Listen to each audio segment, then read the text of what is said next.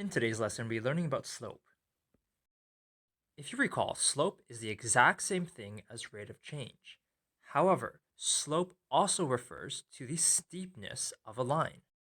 To find the slope of a line, you can draw a right triangle underneath it.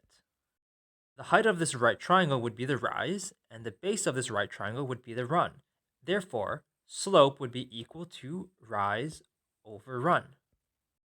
There is another way to find the slope of a line without drawing a right triangle underneath it. All you need is the coordinates or address of 2 points on that line. These ones indicate that that's the first point on the line, and these twos indicate that that's the second point on the line.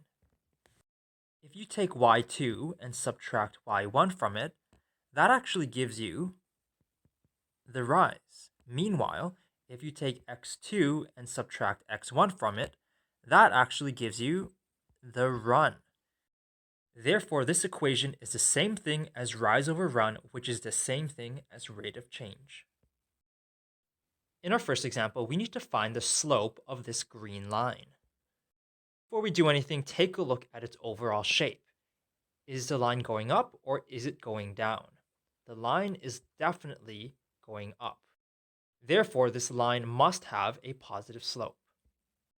Next, we're going to find the slope of this green line without drawing a right triangle underneath it. And we can do that since we have the coordinates or address of 2 points on this line. I'm going to call this my first point. So I'm going to call it x1, y1. And I'm going to call this my second point. So I'm going to call that x2, y2. My first point was 1 and 20. Meanwhile, my second point was 4 and 60. I'm going to find the slope by using this new equation we just discussed. I'm going to replace y2 with the number 60. Then I'm going to replace y1 with the number 20.